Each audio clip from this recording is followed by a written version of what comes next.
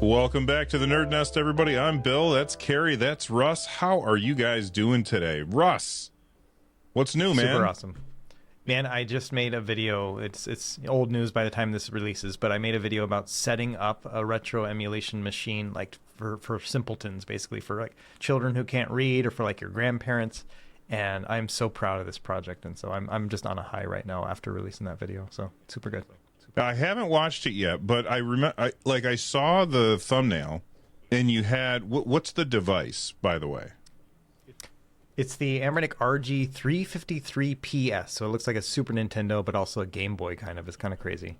Yeah, and I remember you talked about that in a recent episode as a video as well. How's that compared to, say, Miu Mini Plus?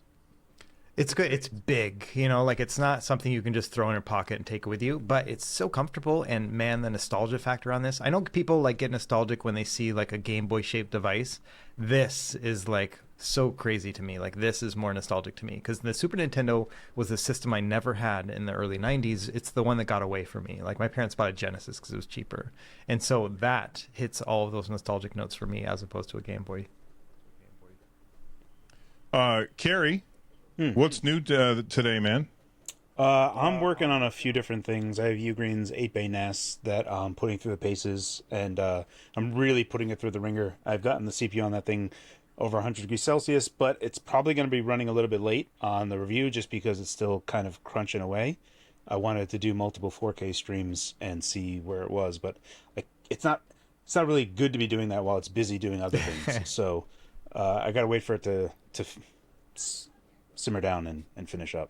But yeah, other than that, I'm also finishing up my Asus G14 review. And that's it. That's all. That's it for me outside of working too much.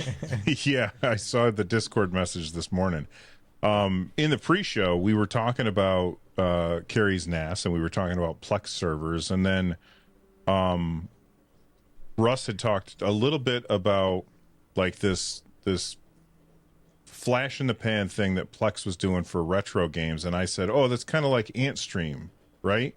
And then he started to kind of correct me on that. So I know very little about AntStream.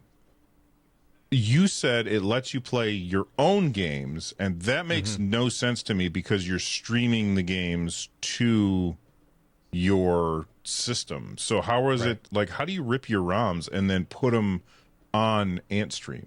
So not on AntStream is not. AntStream is, it's so like they have their own catalog and library and they've got their licensing and stuff. What I was referring to is the Plex Arcade, which is what was the flash in the pan thing. And so they had it set up where if you had your own Plex media server, you would also put your ROMs on there, like you would your movies or your music or whatever, and then you would stream from your own Plex server to your device. So you're like streaming a game, like a Netflix game, basically. Like it's kind of crazy.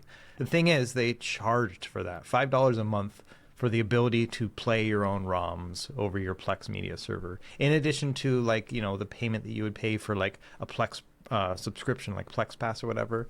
And so I don't think it caught on at all because of that extra cost. And so they ended up shelving it after a few months. But I like had filmed a whole video about it. I'm like, oh, this thing is great. And they're like, wait, $5 a month, because there was like a 30-day trial, and I was like, no, I'm not paying $5 a month to play Mario 2. Not doing it.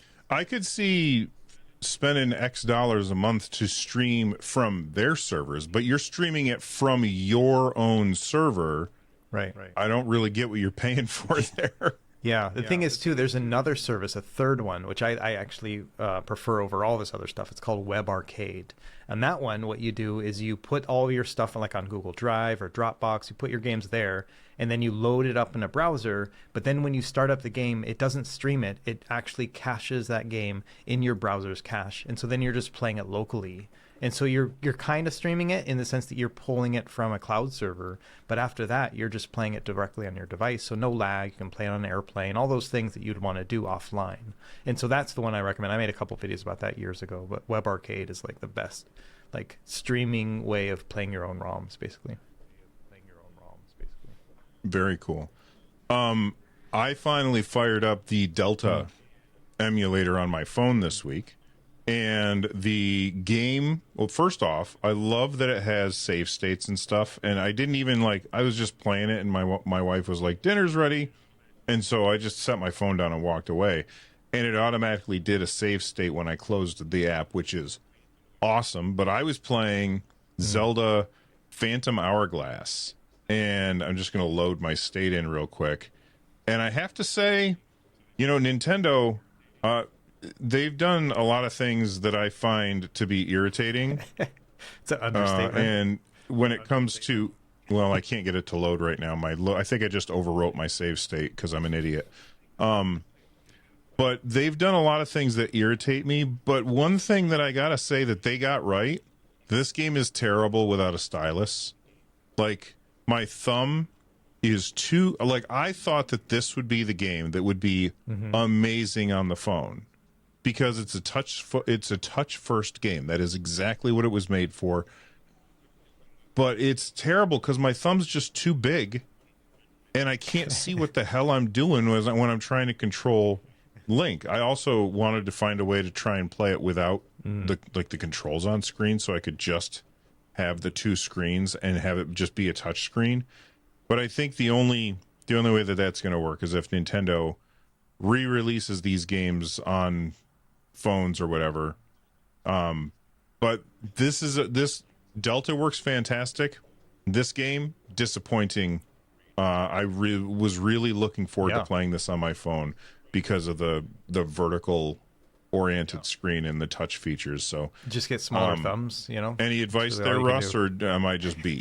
You can get those little stylus pens that have like the little rubber nub on them, and that'll work on like an iPhone. Smaller you know, thumbs it is. I don't know. I don't think you want another accessory in order to play that game. iPhone, you know, but I don't know. I don't think you want another accessory. No, I won't carry it. Like, I hardly ever carry around the backbone. Like, I have it, but it doesn't make it into my backpack as much in recent days. So I can't see myself keeping a stylus in my backpack. Or even if I did, I'd be like, where the hell is it? And I'd spend 15 minutes looking through my backpack trying to find this thing. And then I'd find it some other day when I was looking for something else. Anyway, that's not what we're going to start the show with today. We're going to start the show with rumors about the Switch 2. That's the thumbnail that I'm sure you guys clicked, unless I changed it. Who knows? We've got some rumors about Joy-Cons backwards compatibility being tough for the Switch when it comes to all of the Joy-Cons. And I am of the opinion that doesn't friggin' matter because they're terrible. The Joy-Cons are bad. I don't like the Joy-Cons. That being said, they're saying that they might be attached via magnets. And Cary, here's my question to you. Do you think that magnets can really hold it enough that you would feel comfortable like sitting there and holding your Nintendo Switch or Super Switch, sorry Cary, your Super Switch in your hands by the Joy-Cons and not worrying about the centered device just falling? Yeah, they can make them however, but there's got to be something else there, or very powerful magnets, or some other type of mechanism to lock them in afterwards, beforehand. Something, right? Because I think everyone is of the same mindset. You can't just have just magnets clipping into something and hoping that, works for you. I don't see Nintendo doing that. They're notorious for being mindful of kids. I'm sure they do some type of QA type of stuff. And when they had the Switch carts, they're like, that kid just ate that cart. We got to make these things taste bad. Like, they're thinking on another, they're thinking all cases. And truthfully, the coating or whatever they put on Switch carts to make them taste bad is genius. That's a great call. And also when the Switch is coming out, I actually got invited to the Nintendo event, and they were always showing off. They were really proud. The Nintendo engineers that were there, they were like, check this out, it's got a kickstand. And then he was just like, and he broke it off, and he's like, and he clipped it back in, and I was like, oh, that's cool. So there's like all these things that they were doing that they were anticipating things to break off, but being able to put them back on, and the Joy-Cons themselves having rails and stuff. So the magnets, I think they're just going to be like, here, kid, grab it from this and go run. And if they can run and that thing stays attached, that's the Nintendo seal of, okay, that's good enough. How they get there, I have no idea. But that's like rule number one for Nintendo, right? I'm very confident in Nintendo to make something that is kid proof. I'm gonna say Yeah, that. their devices tend to they're not elegant. They are, what's the word that I'm looking for? I don't want to use the word kid proof, but rugged. They're rugged. Tonka tough. Tonka tough. That's awesome. So maybe the magnets work, maybe they don't. Obviously, we'll wait to see. The first off, people are complaining. They're saying, "Well, I got all these Joy-Cons," but those Joy-Cons are bad. Like they all have drift. And do you guys think that Nintendo is going to learn from do you think that they're going to go with Hall effect? I mean, Valve specifically said, we're not going with Hall effect because we don't feel like it's good enough yet. Do you think that Nintendo would go with that same thing? What do you think, Russ? Well, one point about the magnets thing too, before we move away from that, so there's a device called the Pimax Portal that I reviewed, and it has magnetic, like switch-like Joy-Con things. They're like Bluetooth, and they snap in. They're like super strong magnets. And one thing talking about this whole kid-proof thing is they are so strong that I have to be very conscious of not pinching my fingers because the magnets are so strong. Like it can get you, you know? And so I can't imagine Nintendo doing that because it's a hazard, you know, like for me as a 40-something-year-old guy, like I'm like, oh, I better not hurt myself. And I can only imagine a kid is going to be even worse. And on top of that, even though they are super strong, you can just pull them off pretty easy. You know, like you do this and you're like, boop, and they come right out. And so, you know, I hate how Switch Joy-Cons right now start to feel like rickety over time. Like they get that little creakiness to them, you know, but the magnets from day one are going to be like easy to pull off. They're going to fall off in a backpack, you know, that kind of thing. And so, anyway, so yeah, I don't know if magnets are the way to go unless they have some sort of innovation, which they are like very likely to be able to do, you know, unless there's some sort of innovation. I can't see them going the magnet route. Now, in terms of the Joy-Con, like the sticks and stuff, yeah, they got to do something. I think if they didn't, that would be just the dumbest thing in the world. Like they don't address like their current Joy-Cons, you know. And, you know, there's companies like Gillikit who have made Hall effect Switch Joy-Cons, and they work pretty well. You know, they're not a huge difference, honestly, between those and like just the standard ones, but it's a trivial amount of money, I think, for them to make a bunch of those. And so, yeah, I don't know. I see them as improving them. I don't know if it'll be Hall effect, but just making them better. Well, I mean, but we've had this issue with drift since very early in the Switch's life cycle, and they've had multiple revisions of the Switch. They've had a chance to say, you know what, let's update this so it's not so we're not using potentiometers because potentiometers are clearly causing issues. And they don't. They just kept going with the same thing. I'm guessing because it's cheap and because the joysticks are the Joy-Cons are easily replaceable. They're expensive, $70 for are they still $70? Yeah.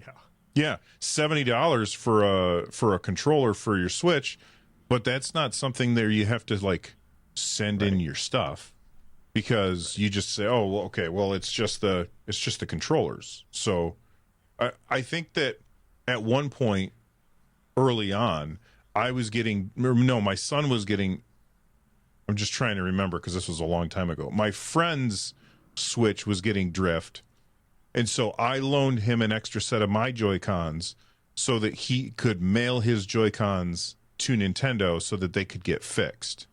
And like that's the kind of thing where they're just like, well, they'll just mail it to us when they break instead of making it so that they don't break. I think that there's obviously somebody there with a spreadsheet that said this will make us more money if we do it this way. And they decided that potentiometers are the way to go.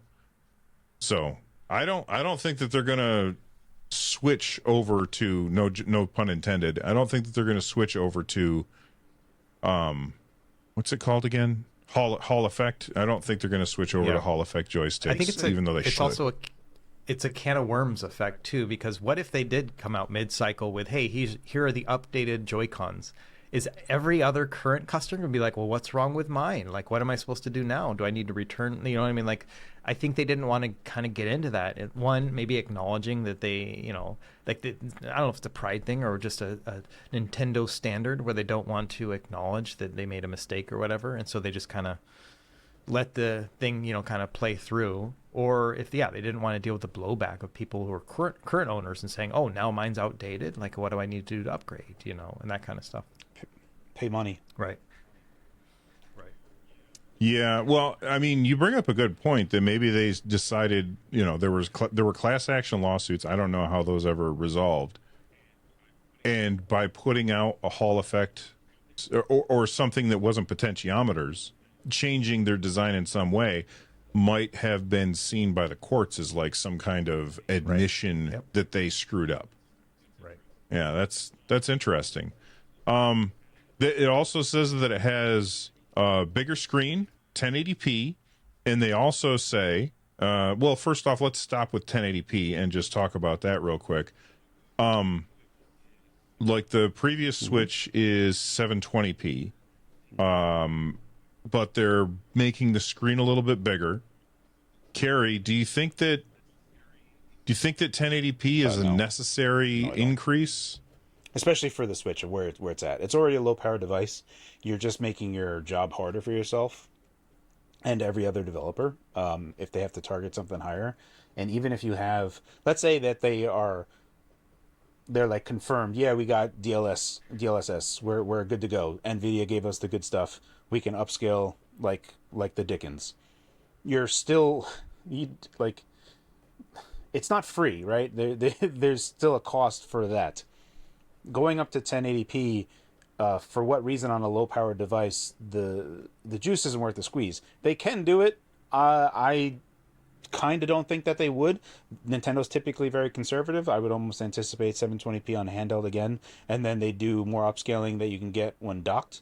That makes more sense to me, especially because 720p even on an 8-inch still looks good. Does anyone complain about image quality on the Steam Deck OLED? Being 800p 7.4 inch, like it looks great. The thing is that handhelds, a side benefit of handhelds on a smaller screen, it hides a lot of things, so you don't need a bunch of definition. There's things that kind of blend in, and you're not really like getting super close to it. So, I don't see it personally, but who knows? It's a net negative. In a handheld state, especially on the low-powered one. So I would like to disagree with that, sir. Okay. So I like seeing 1080p on 6 inches or higher of a screen. I can see the crispness. I like that. And I think it might be a pretty easy solution for them. If they've got a higher processor with more efficiency, lower nanometers or whatever, and they're able to pump this out, that they could...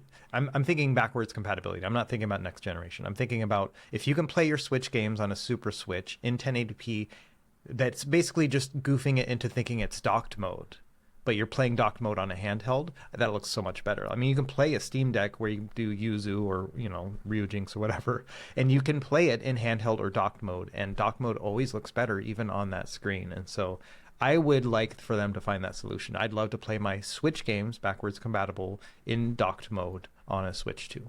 Cary, you want to fight back at him?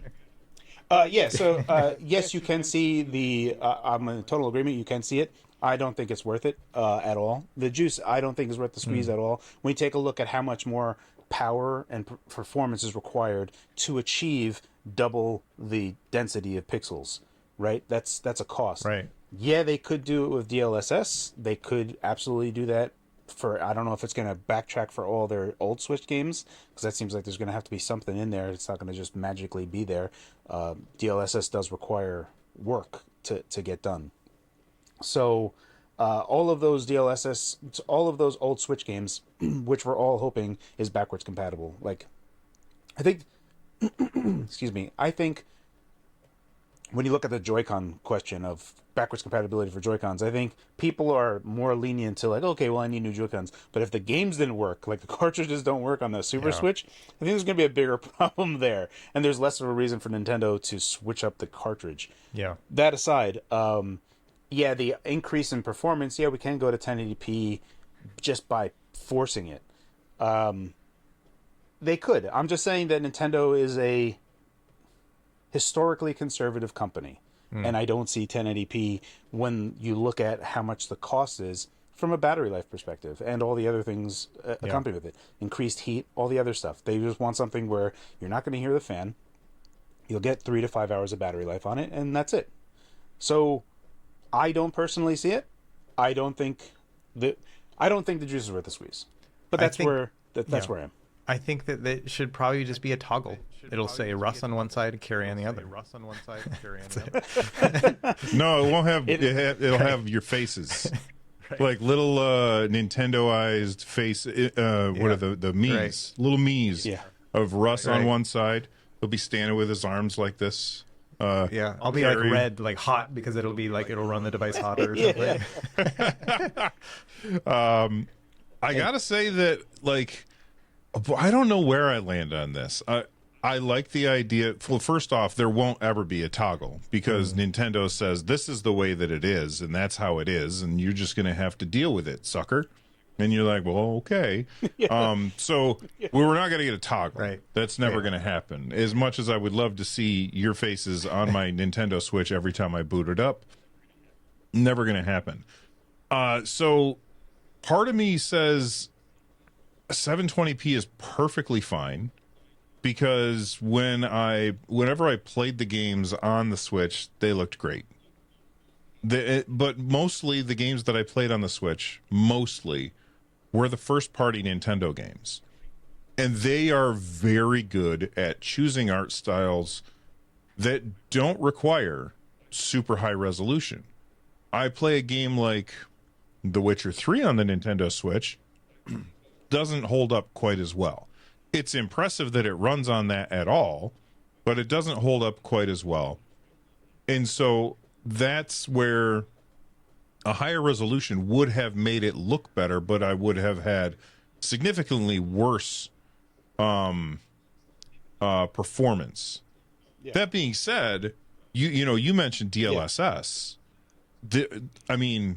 I don't think that Nintendo is switching away from Nvidia because Nintendo's Switch has Nvidia Tegra X1 chip in it, and I'm assuming that Nvidia is making the chip for the Super Switch.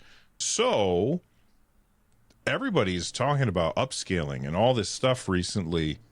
Yeah, I think that that's definitely a possibility. And if you make it a higher resolution screen and then you use DLSS, yes, it does require some of the GPU in order to do that.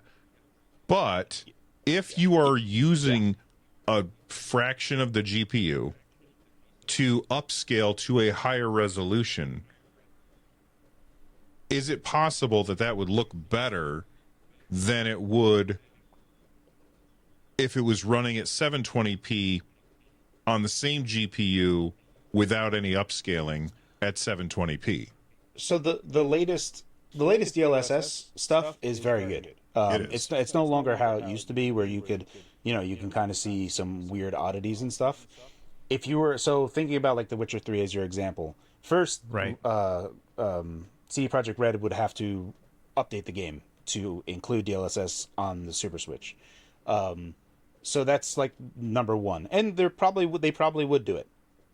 So they would have to support that, and then it would have to either be running at 1080p or running at a sub-resolution of 1080p, and then upscaling to 1080p, where if you're using the tensor cores and stuff, that's fractions of a cost in terms of how much power you need to put into a machine to upscale it to get that image quality. The part that is the thing that we have no idea about is these are all cut down cores and cut down clocks to run in a handheld state. So we don't know where that's going to land just yet, right? So it's not like we're running in a desktop and you're trying to compare whatever's going on desktop or laptops and say, oh, that's going to be what it's going to be on the Switch. The Switch is running at, really, really low wattages. When you take a look at the entire thing, it's like 2 to 3 watt TDP.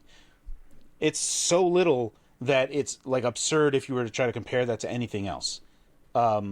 So those are challenges. Those are challenges that we're not aware of yet. Yes, they could be there, but it's likely that DLS is going to make a bigger improvement when docked versus being in a handheld, just because of clocks and other stuff. Now the tensor cores, I don't think that they can be on a separate clock domain on the GPU core. I think the GPU core has pretty much runs them all at the same clock domain. So that remains to be seen. We still don't know anything about if they're using NVIDIA. We assume they will. We all want them to, because we want backwards compatibility to be easy and all the other stuff. But there's more of a bigger story to how the X1 came into Nintendo's hands in the first place. It's largely because NVIDIA had tons of losses. Like, they were desperate to get into the mobile industry. Desperate. They acquired a company to do software-defined radios for radios. They were trying to make a chipset for phones. They were trying to sell chipsets for phone use, and every phone company avoided them. But the problem is that NVIDIA had to make these chips, so they scheduled time to make these chips. Now they're sitting on chips that no one's buying, so they're like, oh crap, what do we do with this? They make the NVIDIA Shield. So that's why a bunch of NVIDIA Shields came around, because they made lemonade out of lemons. And then they were sitting on all these stuff, and then they go to Nintendo. They say, hey, we're here and you want to do something. And Nintendo's like, yeah, we'll buy that from you, but, we're not going to pay you much. And they're like, that's cool. But now 150 million Switches sold, and NVIDIA's, and Nintendo's like, hey, you got the next one? And they're like, oh, you want the next one, huh? I don't know if you know NVIDIA, but we like money. Right. Do you know how much we charge for our best GPU? Whew. It's $1,800, sir. So that them not saying anything, I have to wonder. It's a really interesting thing, because and Nintendo likes making money on hardware, but so does Nvidia, and they don't mind just destroying their relationship with it, because they've done it in the past. They've done it with Microsoft. They've done it with Sony. They've done it with Tesla. They've done it with nearly every B2B relationship they've ever had, because they're just merciless. They're just like, you like our stuff, we know how good it is, pay us top dollar or go get out. And everyone leaves. So, there's still that whole mystery around it. Will they use it? It's likely, but I would really love to see the terms for whatever that came to. So let's say that that NVIDIA does power the Super Switch. Mm-hmm. One thing that I could, you're talking about, well, DLSS is not like automatic. It has to be built into the game. Mm-hmm. Like if I'm putting on my businessman hat, and hopefully it doesn't shade my eyes, but if I put on my businessman hat and I say, well, you know what, we could just charge $10 and say, hey guys, guess what? We're going to upgrade The Witcher 3 for the Super Switch, and it's only going to cost you $10. And it'll run at 1080p instead of 7. Well, actually, I don't think it runs at 720p. I think it runs at 480p. Resolution of 720. Yeah, it runs at a reduced resolution. We're going to increase that resolution maybe up to 1080p. Probably not, but we'll do that at DLSS upscaling, and you won't be able to tell the difference. And now you got a bunch of people buying DLC, which is basically just they updated the game to get DLSS working in order to hit higher resolutions. Oh boy, that's, as somebody who wants money, that's attractive to me, because Nintendo could say, all right, all of our games, we're gonna bump them up, and they're all going to be backwards compatible. You could still play them on the Super Switch, but if you pay an extra $10, you're going to get a better experience, kind of like the PS4 to PS5 upgrades, or the I think Xbox does the same thing. I don't know. I don't buy Xbox games. I just Game Pass them, but that kind of thing. Russ, would you rebuy or buy an upgrade to get that 1080p on the Super Switch? Yeah, it's just so uncommon for Nintendo to charge you for the same thing again. It's kind of funny, but I think I would, if it was like Metroid Prime remastered and pay another $5-10 to get it remastered or whatever. I can see myself doing that just to get the latest and greatest. I'll be very choosy about which game is worth it. I could see that kind of happening, but I don't know. It really complicates the ecosystem, and they don't like to complicate things. So I'm not sure if they would want to do something like that. I don't know. What if you had to do the Super Nintendo Pass? So as a monthly subscription, they get it. But you had to do the That's super, I was thinking the the exact super same top thing. tier one. They're gonna make a third tier of it now. Right. Oh my gosh. That whole thing is a racket. So it's Nintendo Switch Online Super Edition, where we're going to X dollars a month on top of the subscription that you're already paying, and it upgrades all any game that gets that upgrade. You get that upgrade for free. Yeah, free as part of your subscription, but that means that you don't have to pay for them each separately. What do you guys think, Russ? It's gonna, you know, this whole concept too is gonna eat into storage. You think about it, right? Each of these games are gonna have a download file you have to download and keep on there. It's gonna do an online check to make sure you paid for your online subscription or to open it up. You know, I can see this getting complicated. You know, they don't like what you're gonna have to buy a bigger micro SD card now because you've filled it up with storage just to be able to play the game that you have a cartridge for. Like there are parents who are not going to understand that, and so. Yeah, I can see this getting a little bit too, like for us, yeah, we can see this model. I don't know if, like, you know, Jane Doe over there in Alabama is going to think the same thing. All right, folks from Alabama, send your emails to Russ at angryemails.com. Yeah, I get what you're saying. I just think that's a monetization. That's a new monetization model that Nintendo doesn't currently have, and so I can see them looking at that, twisting their mustache just a little bit and saying, "Oof, I think I could use some more money." Speaking, you know, we talk about the backwards compatibility and the cartridges and everything. It's supposed to, the new one is supposed to take old cartridges, but the new cartridges won't fit in the old one. We saw this before when we upgraded from the DS to the 3DS. The cartridges would go in and they had like a little tab on them on the 3DS so that you couldn't put them in the 2DS because they didn't want people to buy these games, put them in a 2DS, and then be like, what the hell? It's not working, because they don't want to complicate things, as Russ is saying. So if they're going to, you know, have a new cartridge that has a slightly different shape that allows you to put the old ones in, I mean, that sounds like a win for everybody. I did not expect that to happen. Cary, you count that as a win?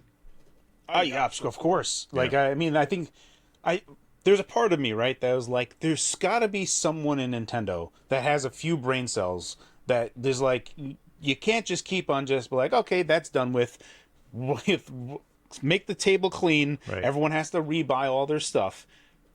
They have to have firmly realized, especially with how popular the Switch is. Switch is just uber popular. And with the eShop, and I know there's a bunch of people buying on digital, could you imagine? It's not like the Wii U, right? The Wii U no one bought. So they could just like wipe the table and not many people are going to care. And even those people that were like, yeah, I get it. Like, all right, no problem. But if they did that for the Super Switch, hoo boy, you're going to have a bunch of people that are in this world of iPhones, Androids, and everything else where PS4s, PS5s, Xbox Ones, the Xbox Series, everything was just backwards compatible.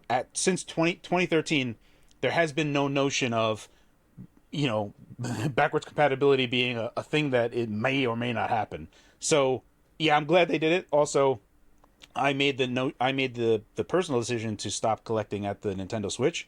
So if they didn't, I would not be buying any physical Super Switch games at all.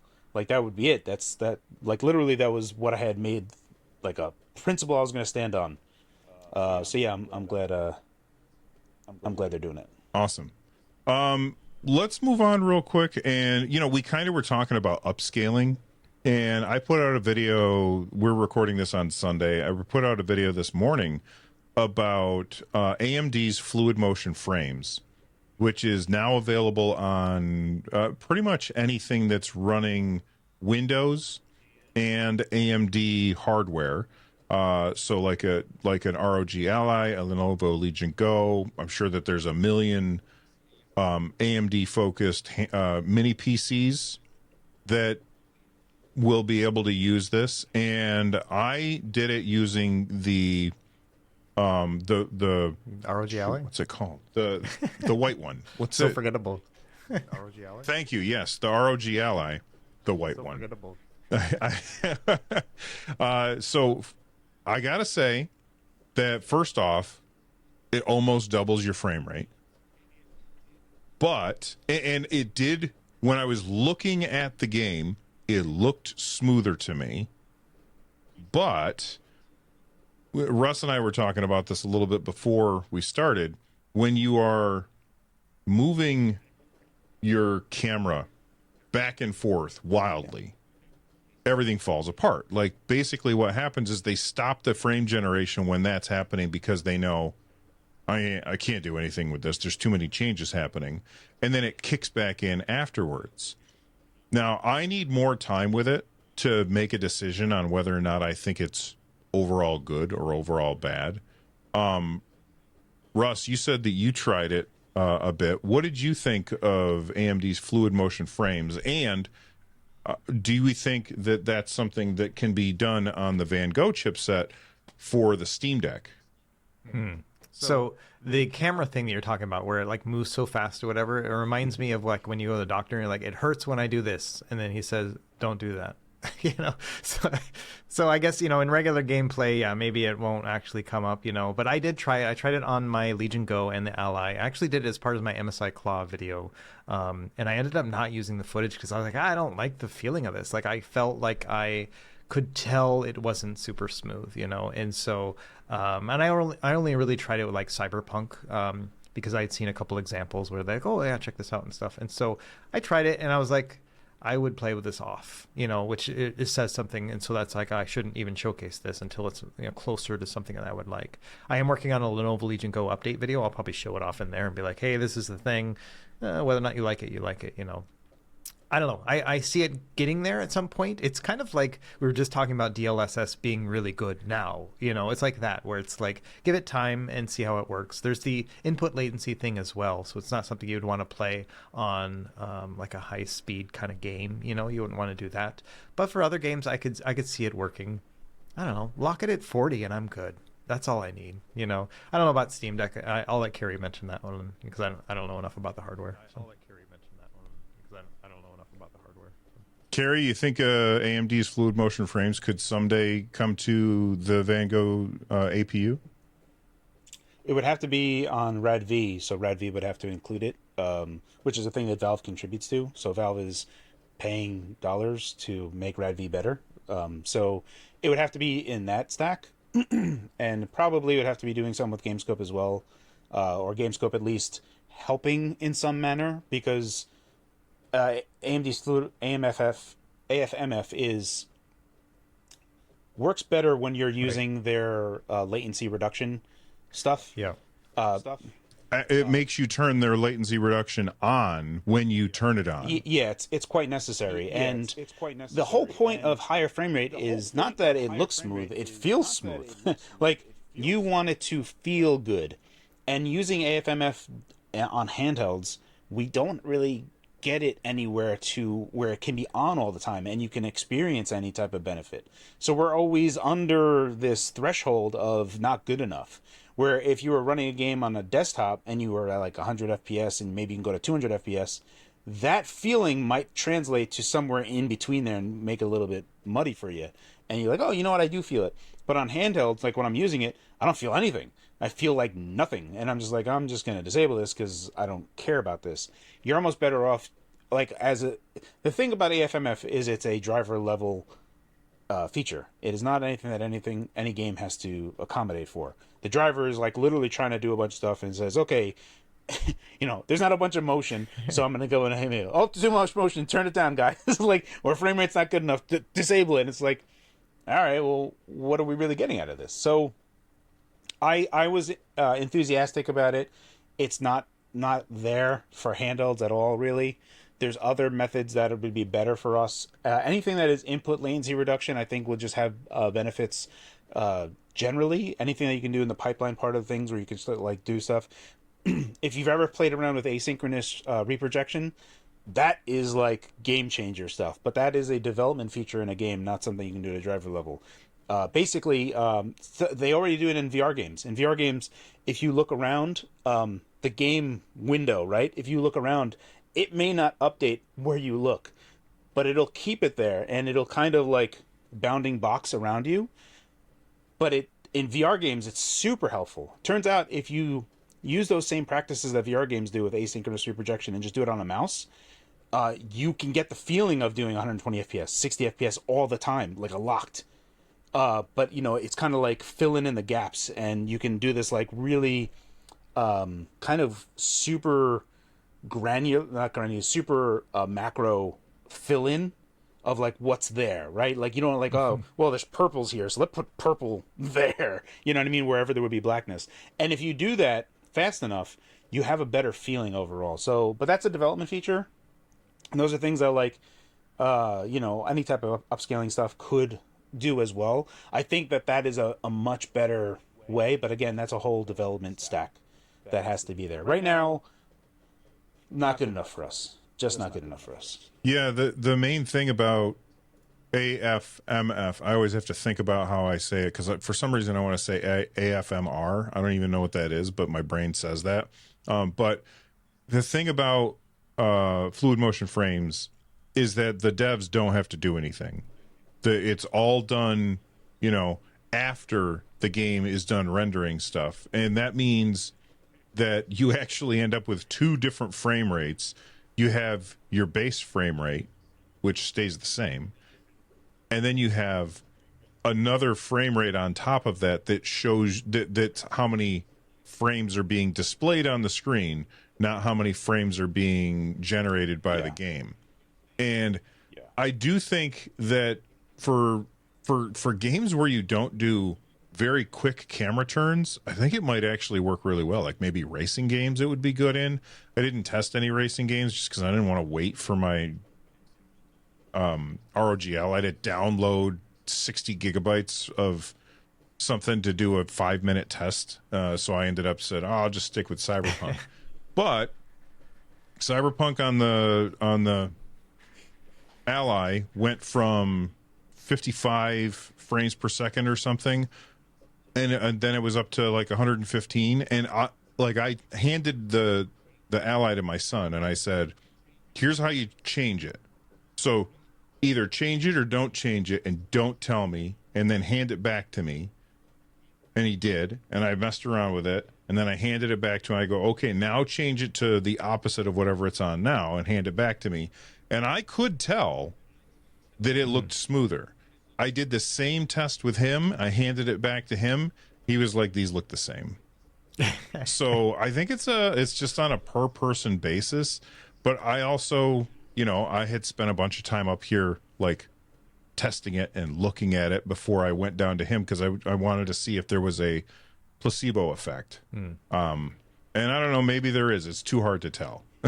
Yeah, for me, it was when I tested, I was like, oh wow, these numbers are much higher, and but nothing else is like, not the gameplay, just these numbers are higher. Like that's how I felt, and so I was like, I'm living a lie right now. Like I don't want to do this. So.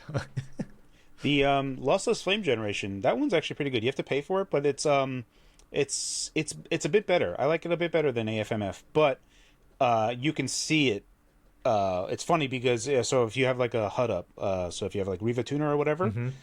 And you move, you can see the letters trailing, like it's filling in because it's going, motion is going this way, so I have to do trails like this, and it'll trail the HUD on top of it, so you can actually physically see lossless flame generation working.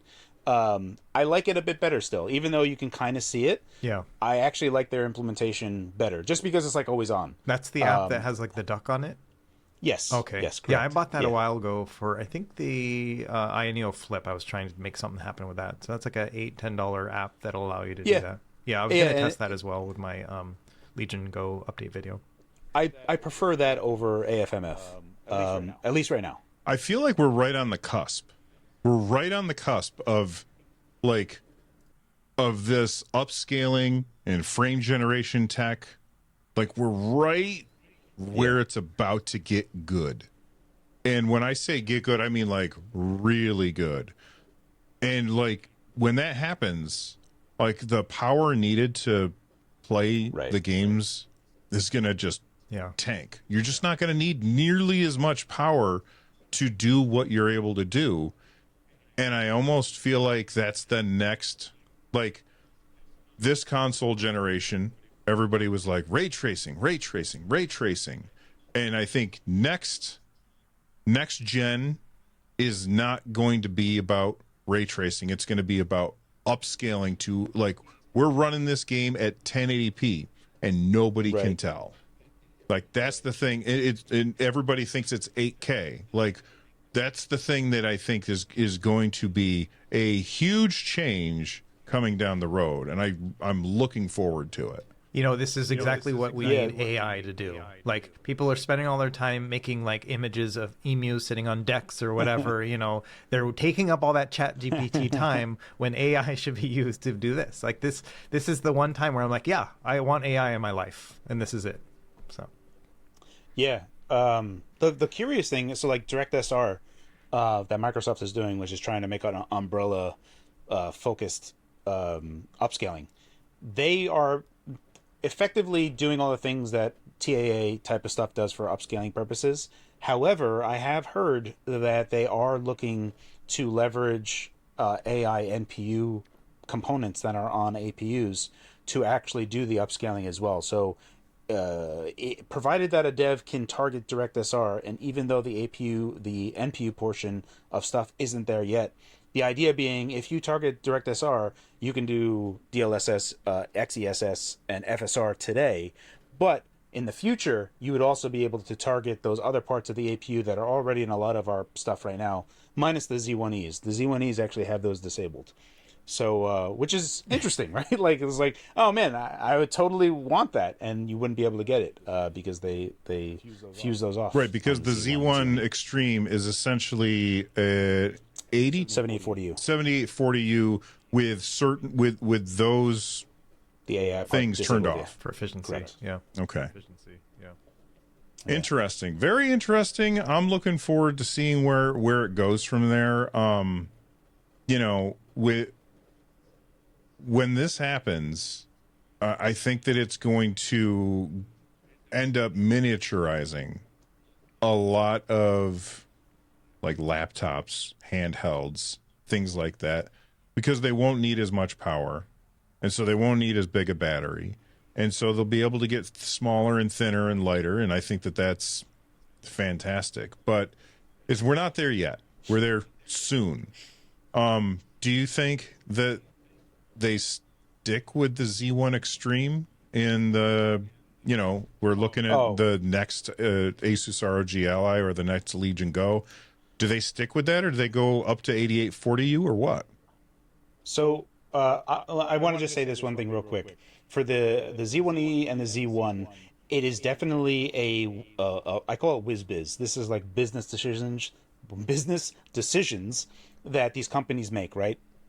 You look at like the Apple M1 is a fantastic APU. It's so good that I guarantee you, this is Cary, Blackboard crazy Cary conspiracy right now. I guarantee you that one of the reasons that we see a baseline MacBook with 8 gigabytes of system RAM is because they made something that's too good. They made it too good, and they have to make something that a lot of people that are going to buy the baseline version that has all soldered RAM.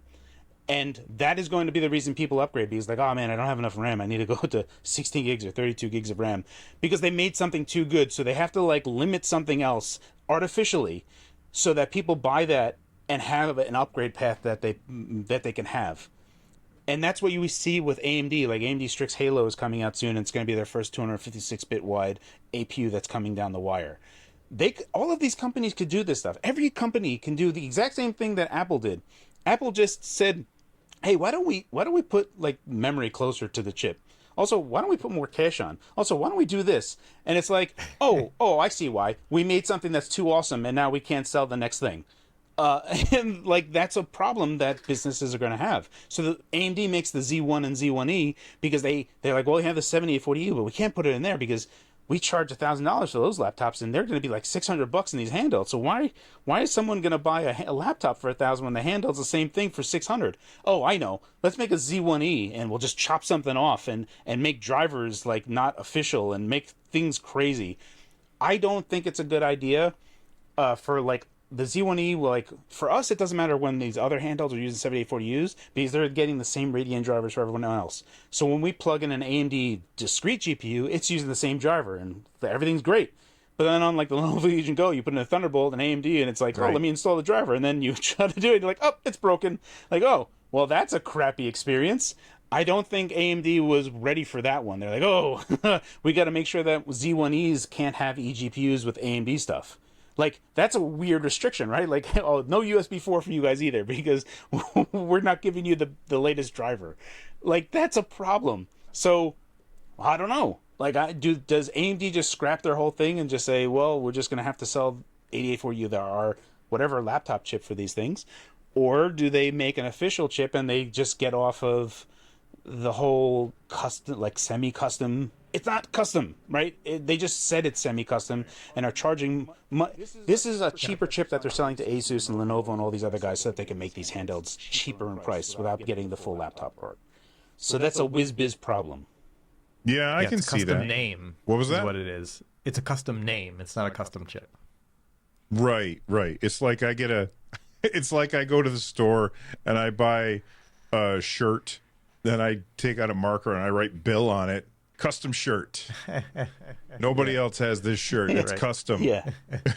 Bill Extreme. I mean, if you're looking for a custom chip, the Steam Deck has the custom chip because nobody is using the Van Gogh APU.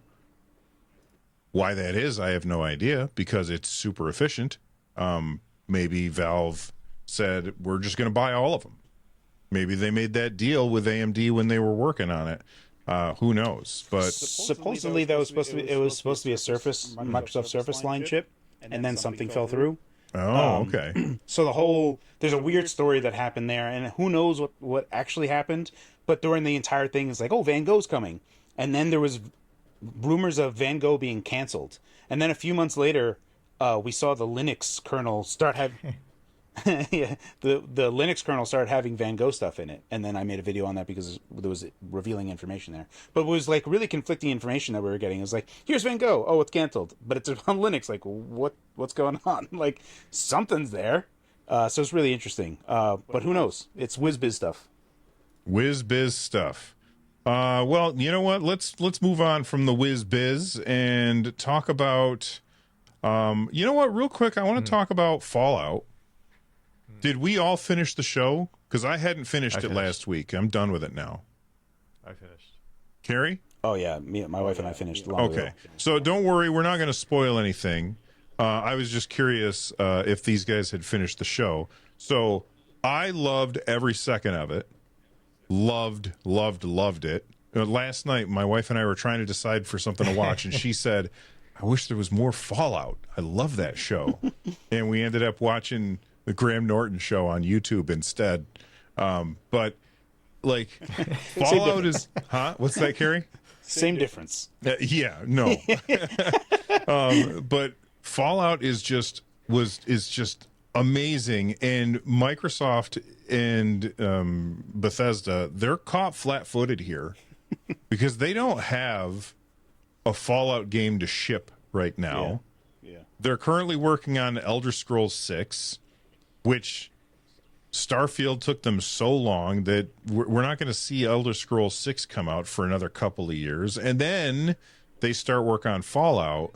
Do you guys think that Microsoft should just say, okay, we're going to get somebody else to make it. You guys keep working on Elder Scrolls 6.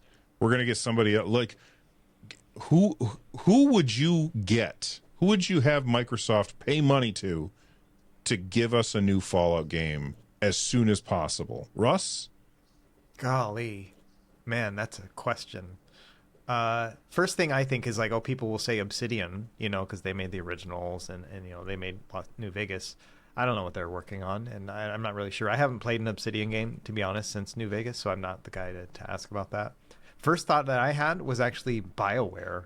I was like, I haven't heard of those guys in a while. You know, I liked Anthem actually, and I obviously love Mass Effect, and so I don't know, what are those guys up to? You know what I mean? Like, I kind of would like to see what they could do with that. That's the first thought I had.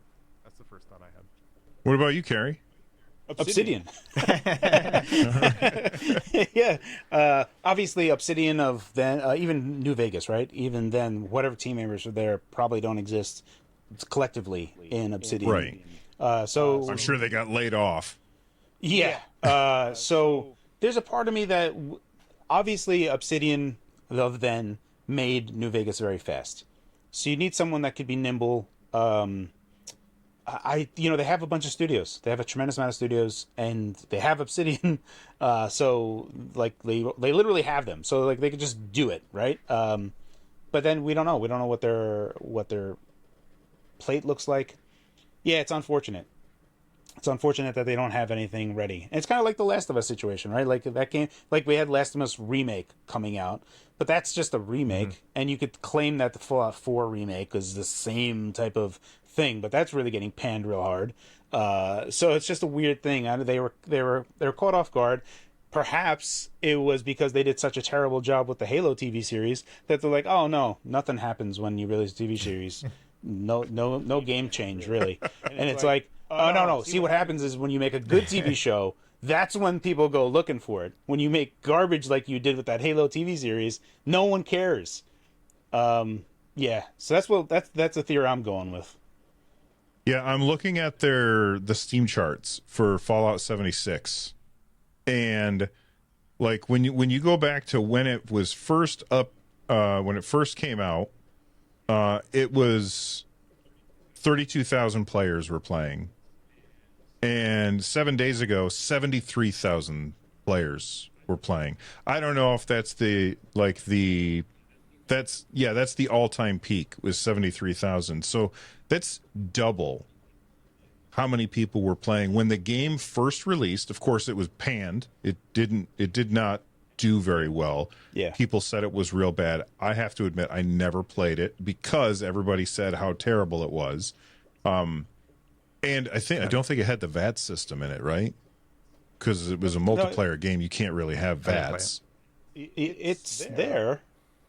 Like, I think it is there. Like slow down time and I actually played Fallout 76, and I have to remember that it was there. The only problem with my playing with Fallout 76 is that I had buddies that were playing forever, and they just like speed leveled me through it, and I didn't really get a chance to enjoy anything. Right? It was just like hop, like come over here, take all this equipment. I just got all this amazing stuff, and I'm just taking stuff. But yeah, the VAT system is there. I want to say it is. So I only played it for a bit.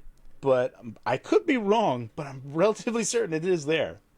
Okay, fair enough. Fallout is amazing. If you have not watched the show, watch it. My wife spent most of the time watching it with her hand in front of her face because it is gross. Yeah, super gross. But that's fine. We do the same thing when we watch Grey's Anatomy. She watches it with her hand up or looks away. Tell me when it's okay to look, and I say okay. And I do a lot of the looking away. I had to look away a lot on Fallout because that was nasty. There's some nasty stuff in there. But it made me want to go back and play it again. And I've been playing Fallout 4. What were you just going to say, Russ? Sorry.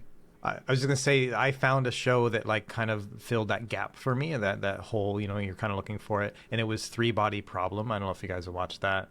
That was good. I have watched that. It was really good. By the creators of Game of Thrones. It's sci-fi trilogy. I never read the books because I knew they were a little bit too science-y, a little bit too cerebral, and I was like, I don't think I'm in a place like making a YouTube channel, not getting sleep. I'm not ready to read this book, But having the a show of it, the first season is the first book. It was really good. There is episode 6. Your wife's gonna want to do that because there's some pretty heinous stuff that happens in that episode. But anyway, otherwise, yeah, it's pretty amazing. I had some people talking about it, I think, on my Discord, and I never looked into it. Somebody had asked me if I was watching it, and I said I haven't heard of it, but I had heard the it's on title, Netflix, and I don't know anything about it. So if you're recommending it, maybe we'll try and check that out after we finish X-Men. All right, so moving since we're talking about Microsoft. Xbox sales are down 30%. Microsoft is saying, well, yeah, but, you know, we're making lots of money. And that's true. Like, they're still they said we had the 7 games among the top 25 on the PlayStation Store, which is nuts. But sales for their console are down 30%. Is it over for the series? Cary, do you feel like it's like the writing's on the wall and there's nothing they can do at this point? It's really weird. I saw some reports that even the Series S isn't even on shelves in Japan at all. So they don't sell very well in Japan as it is, but it doesn't even exist there, which, you know, maybe they're gearing up for a next generation, which is potential. There's a lot of, you know, whatever, maybe potentially the handheld or something is coming.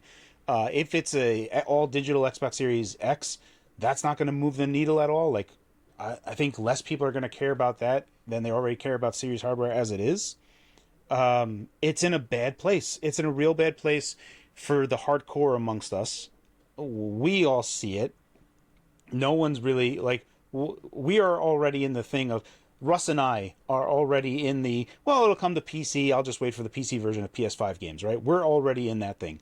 People have already sailed that ship for Microsoft games for years now. Like, well, if it's coming to PC, I'll just get it on PC. So there's that whole part of it, right? Where there's the waiters of the group.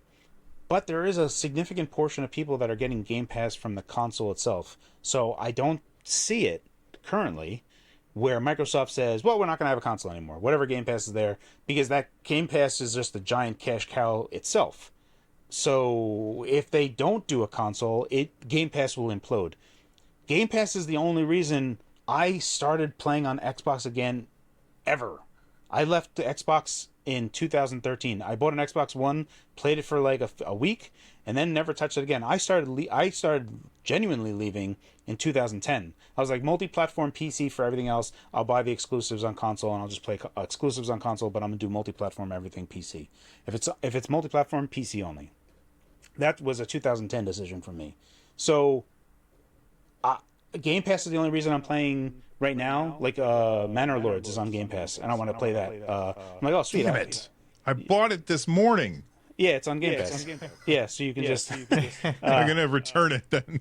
But yeah, see, that's what I'm saying, is like, there's like lots of... I own so many games that Game Pass is this nice buffer for me where I can wait for the games to like go on sale or whatever. I can try it and I don't really have any guilt or anything of like, oh, I have this big backlog. It makes me...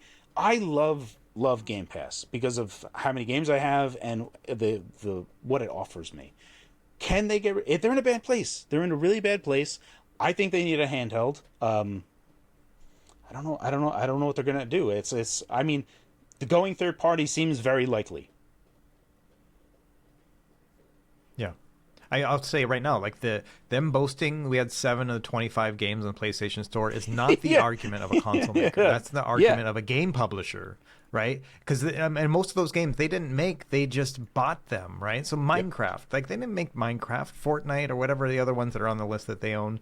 I don't even pay attention to that stuff. But all the same, it's not a Microsoft game that we're talking about here. We're talking about a Microsoft-owned game, and it's just an argument of like it's grasping at straws to me. It's not a hardware maker kind of argument. It's a publisher argument. Yeah, I don't think that they're ready to like the idea of going third party. I think that they do go third party, but I still think that they're going to make an Xbox to have a thing to sell because, as Cary was saying, because of Game Pass. But I think that they're like it's somebody wearing power armor stepped on somebody's foot. That's what this feels like. It feels like Xbox is just limping. You know what I mean? Yeah, they're in a bad spot. They're in a bad position. They offer all their stuff on other stuff, so it's not like you even have a thought of, well, is that you already have the understanding that whatever game is coming out from Microsoft is going to be available somewhere else. There is no question of like, well, when will I be able to play it? You're going to be able to play it day one elsewhere. So there's no real incentive to own Xbox hardware, and there doesn't seem to be any real advertising for it. I see it go on sale all the time, and I'm like, man, Xbox Series X for $300? And it's like I see that routinely now, and it's weird that they still have not good numbers when I see it going on sale all the time. So it makes me believe that they're just not making a lot of them. Like I would be very interested. Again, Series S is not on Japan's shelves, which fine, they didn't really do anything. But it doesn't even seem like they're making a lot in anywhere. Like they're going on sale, and I don't see those numbers going up appreciably for how often it's on sale. So it's a weird, it's a weird situation. I was one of those suckers that bought the Xbox Series X. I have an S, and I was like, oh, I'll get the upgrade. I can do discs and all kind of stuff. I have only bought one game. It was Jedi Survivor, and I put it in, had to do a 100 gig download. It just made me mad. I came back. I had played it. I probably put 4 or 6 hours into that game, but I've not got my $300 worth out of that Series X, and so I kind of regret that purchase because there are just so many other places I can play games that are sometimes a better experience, and so I just. Yeah, I don't see it. I hope that they do something awesome. You know, I'd love to see some sort of Xbox Switch style thing where it's a handheld and then you can put it into a dock and it's got a GPU or something. Like, all that would be awesome. But I don't know if I just want to buy another box. Like, all that would be awesome. But Yeah, I was going to say, I don't think I'm going to buy think they another have box. to do- Like, it just, Sorry. I'm not at that point with them. yeah, I was going to say, I don't think I'm going to buy another box. Like, it just, I'm not at that point with Yeah. I feel like they are running out of options. Yeah. And if they do anything that is similar to PlayStation, like, you know, we've got the rumored PS5 Pro coming out later this year. Right. If they release a similar powered system that competes head to head with the PS5 Pro, like, if I didn't have a channel, I probably wouldn't even consider it. You know what I mean? Cary, if you didn't have a channel, would you even consider buying the next Xbox if it wasn't a handheld?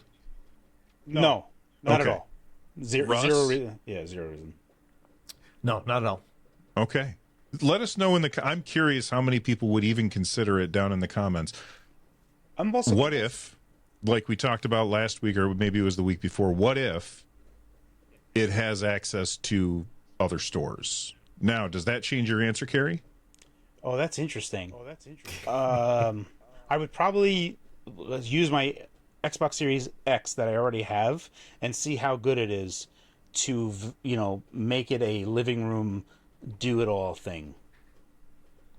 Because I don't use a Windows PC as my... I've never used a Windows PC as like my home theater thing ever. I briefly did that for a moment and said, this sucks.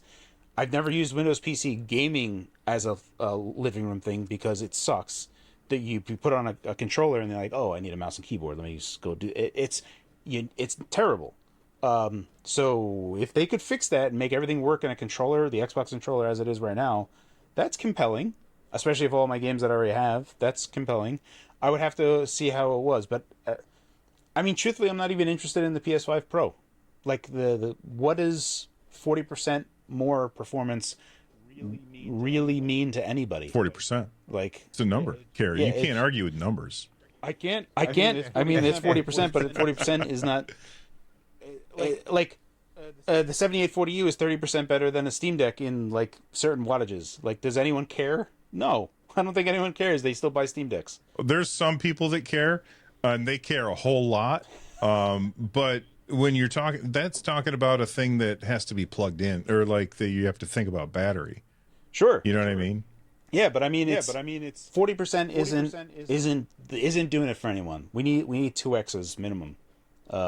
That's like the CPU portion of the PS5 Pro is going to let down a lot of people, and still think like when there's like going to be GTA 6 or whatever, and maybe it hits 40 FPS, people are going to be like, PS5 does 40 FPS or 30 FPS, and like, why did I buy a whole new system for this? And you know, graphic fidelity wise, you can go to 4K easier, but frame rate wise, you're not. So I don't even see the PlayStation is the system that people buy. Does the PS5 Pro really move the needle for a lot of people when it really gets down to it? I think people are looking at that teraflop number and it's like, oh, it's 3 times better, and it's like, no, it isn't. It's 40% better. If it was 3 times better, then yeah, that would be something. Oh, But it that's isn't. why they use those numbers, is so that Yeah. they can make people Right. think that they're 3 times better. Yeah, Russ? Oh, sorry. Go ahead, Cary. I thought you were done. No, I am done. You can go right along, Russ. Well, okay, so Russ, same question to you. Does it change your answer if the Xbox plays games from other stores? If I would be very hesitant to buy it if it's an Xbox Series X Pro or whatever. It does have that additional feature, or whatever. I'd be very hesitant. I would want a full next generation upgrade. Like I'm not even thinking about a PS5 Pro. Like the PS5 games are amazing right now. Why do I need to make them a little bit more amazing when they're already amazing? You know, and so I don't see that. I don't like those mid-cycle refreshes personally. I figure as long as my games still work, I'll be good. I want to have a next-generation feeling when I buy the next one. And so I like the idea of, opening up other stores and stuff like that, but I'm not sure if they're already getting burnt out by going and upgrading from an S to an X. I don't think I'm going to do another upgrade this generation. Like Microsoft hasn't won that trust for me. Oh, absolutely. I love the idea of being able to play Steam games and stuff, but I don't know. I might let other people test those waters first. Again, as a creator, maybe I'll do it, but as a player, I don't really see it. Well, what if it's next gen? What if it's not the Pro? Like, let's say that we're past the PS5 and the PS5 Pro and the Xbox Series whatever, and we're to the PS6 and the next Xbox. Are you interested in buying one, Russ? Or are you going to say yes? Yeah, if it's a next generation upgrade and they've done something significant, like I was mentioning, they need to do something big. They do something big, like putting in Steam on there. They make it a handheld that's compatible with, like all that kind of stuff. If they innovate, I totally want to be there. I want to try it out. I love Microsoft. I think about Microsoft Xbox 360 and I get those same warm feeling that I get from the PS2 and from the Super Nintendo. Like it's the same nostalgic feeling, and I love that. Microsoft's got my trust in many ways, but I also have got a little bit of wariness just over the past 2 cycles of being a little bit burnt. And so they've got my trust still. I want them to succeed. If they make a next generation device, I'm all for it. I'm just not going to do that mid-cycle crap. Yeah. Well, that makes a lot of sense. I think a lot of times the mid-cycle stuff is not for the people that bought the first one. There are some people who buy everything, but I didn't buy the PS4. I ended up buying the PS4 Pro.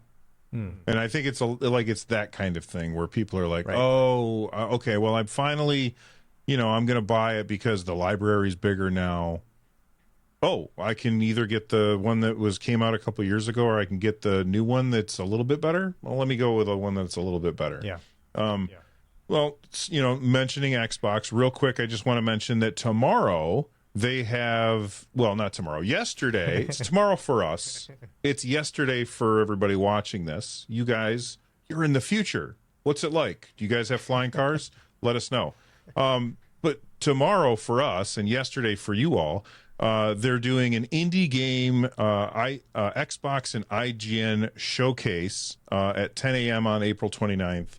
I just wanted to let people know about it so they could check it out, and we'll probably talk about that next week. All right.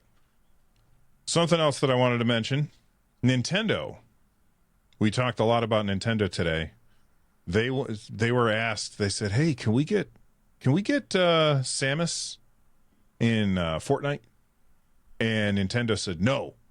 And I am not even a little bit surprised. Nintendo said, they said, only if it's exclusive to the Nintendo Switch.